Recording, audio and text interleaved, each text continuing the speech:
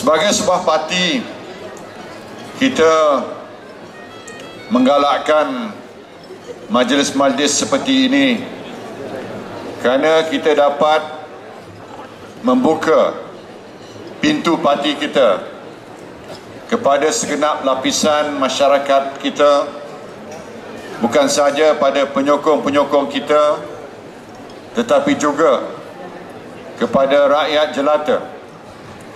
Kerana sebagai sebuah parti politik, kita berdiri dan berpaksi atas sokongan rakyat. Dan bila kita mengadakan majlis seperti ini, kita mengingatkan, terutama sekali pada diri kita, bahawa sokongan kita akan menjadi sokongan yang bermakna, akan berkekalan sekiranya ia bertunjangkan sokongan daripada rakyat teramai, yang mana manifestasinya melalui majlis-majlis seperti ini. Kalau sekiranya kehadiran dalam majlis-majlis yang kita adakan boleh kita simpulkan sebagai sokongan massa kepada kita, saya melihat sehari dua ini apa jua majlis rumah terbuka yang dianjurkan sama ada oleh kerajaan ataupun oleh UMNO, alhamdulillah sokongannya sangat meriah dan sangat memberangsangkan. Sama ada majlis kita yang kita adakan hari ini, saya tengok Dewan Merdeka kita ini syarat dengan tetamu-tetamu yang hadir lebih ramai daripada tahun sudah. Rumah terbuka anjuran kerajaan yang kita adakan tak lain dan tak bukan di sudut Parlimen Pembantang Pauh mendapat sambutan yang luar daripada dugaan kita. Saya difahamkan semalam Tan Sri Mahyudin ataupun sehari sebelum itu Tan Sri Mahyudin melawat Terengganu. Rumah terbuka di Terengganu sambutan pun begitu menggalakkan. Saya sendiri di kawasan saya di Pekan pun menghampiri 60,000 yang hadir dalam majlis terbuka di kawasan saya. Saya tak berani buat kesimpulan, tapi orang kata barangkali sikit sebanyak menggambarkan sokongan rakyat kian meningkat kepada UMNO dan kepada Barisan Nasional. Barangkali ini disebabkan atas beberapa fakta yang menyebelahi kita, kerana usaha pemulihan kita telah berjalan dengan rancak sejak 3 tahun yang lalu, sejak Pilihan Raya 2008, dan barangkali kerana kita telah dapat menggambarkan bahawa sebagai sebuah parti kita tetap meletakkan rakyat, mendahulukan rakyat itu bukan sebagai slogan, tetapi sebagai sesuatu yang diperjuangkan oleh kita dalam bentuk berbagai dasar dan program yang dapat kita laksanakan sepanjang masa tersebut. Dan keadaan ini juga kerana kita berada di hadapan kelok perubahan. Saya tekankan perkara ini kerana kalau kita mengimbau kembali dalam lipatan sejarah negara, kita berjaya sebagai sebuah parti politik kerana hakikat sedemikian. Kerana kita berjaya mengemudi perubahan, kerana pendirian dan dasar kita mendahului zaman. Cuba kita menyorot kembali waktu kita menuntut kemerdekaan, negara lain berhempas pulas, terpaksa menumpah darah menentang penjajah. Tapi kita memilih jalan apa? Kita memilih jalan permuafakatan antara kaum dan merundingkan kemerdekaan. Dengan menggunakan hikmah, kita jaya mendapat kemerdekaan dengan cara yang jauh lebih mudah daripada negara-negara lain. Kalau negara lain bersengketa antara kaum, termasuk di negara yang maju seperti di Island Utara, begitu lama, beberapa generasi mereka berdepan dengan konflik dalaman. Tapi kita mendahului zaman apabila kita telah mewujudkan perkongsian politik antara kaum melalui Perikatan dan Barisan Nasional. Kita berjaya mentadbir negara kita dengan aman dan kita telah dapat mewujudkan kestabilan dalaman dengan begitu jaya.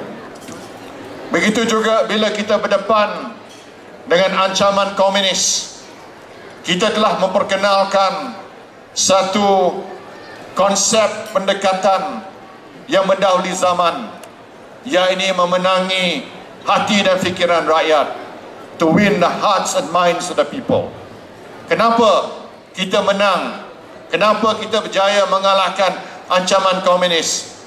Kerana kita telah berjaya memenangi hati dan fikiran rakyat. Kerana rakyat sokong kita, bukan semata-mata dengan kuasa ketenteraan, tapi rakyat bersama-sama dengan kita. Amerika Syarikat, kuasa terbesar dunia, kalah di Vietnam kerana apa? Kerana mereka gagal memenangi hati dan fikiran rakyat. Sekali lagi, UMNO dan Barisan Nasional ataupun Perikatan masa itu menunjukkan bahawa kita berada di hadapan kelok pembaharuan, pemikiran yang mendahului zaman. Sebab itulah tuan-tuan dan puan-puan, sebagai sebuah parti politik, kita jangan takut berada di barisan saf hadapan menangani perubahan demi perubahan. Kerana kita mesti menggambarkan UMNO dan Barisan Nasional parti yang progresif, parti yang akan membawa transformasi yang besar pada negara kita. Bukan parti pembangkang, tapi UMNO dan Barisan Nasional akan mendahului pembaharuan untuk negara kita. Saya yakin dan percaya kalau kita menggambarkan bahawa kita adalah parti yang moden, progresif dan inklusif, insya-Allah kita akan bertahan lama. Tahun-tahun akan datang, kita akan sambut Hari Raya Aidilfitri dengan keadaan yang lebih meriah lagi. Apatah lagi kalau kita berjaya pada masa dan ketika yang kita harapkan nanti, insya-Allah. Saya tak payahlah ulas pasal insiden Bukit Kepong, sebab kita semua tahu siapakah sebenarnya juara dan pejuang nasionalis yang sebenarnya. Tidak lain dan tak bukan pengasas parti kita UMNO, polis, tentera dan mereka yang terkorban di insiden Bukit Kepong dan insiden-insiden lain. Mereka yang kudung kaki dan tangan kerana jelangkap sama.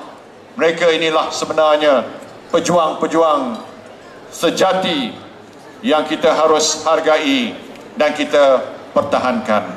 Saya bersetuju dengan pandangan Ketua Pemuda tadi. Kalau pihak lain menghina mereka, kalau pihak lain menidak jasa dan pengorbanan mereka, biarlah UMNO dan Barisan Nasional menjadi pembela pada maruah mereka dan kebajikan mereka.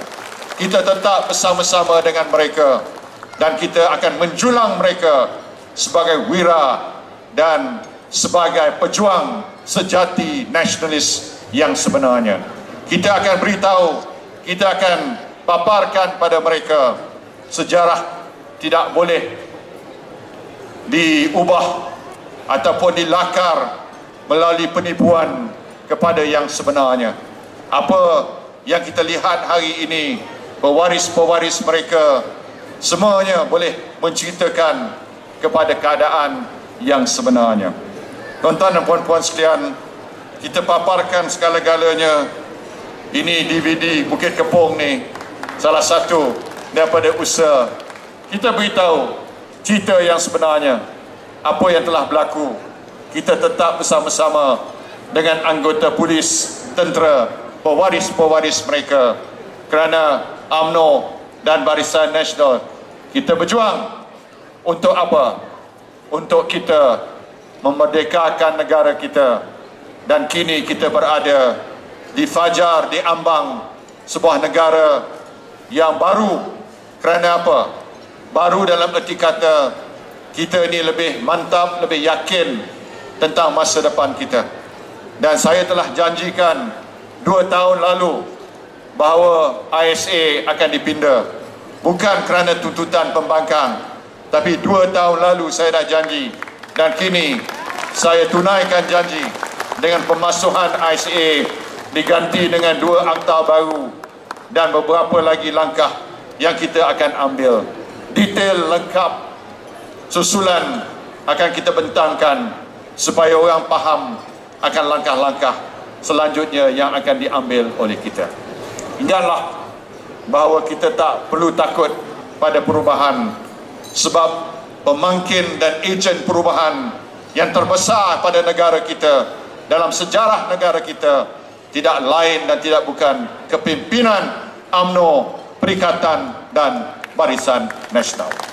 Jadi tuan-tuan dan puan-puan, marilah kita sebenar hari Raya Merdeka ini kita merenung kembali perjuangan kita, liku-liku perjalanan kita. Tetapi yang lebih penting, kita boleh melihat masa depan kita dengan penuh optimis dan keyakinan. Saya ucap terima kasih sekali lagi pada wanita, pemuda dan puteri atas inisiatif mengadakan rumah terbuka ini secara serentak, dan terima kasih pada semua yang hadir kerana majlis ini sangat meriah dan sangat berjaya. Akhir kata, saya ucapkan bagi pihak diri saya, isteri saya, bagi pihak Timbalan Presiden dan semua yang hadir, ucapan selamat Hari Raya Aidilfitri, maaf zahir dan batin. InsyaAllah teruskan perjuangan kita demi Malaysia kita yang tercinta.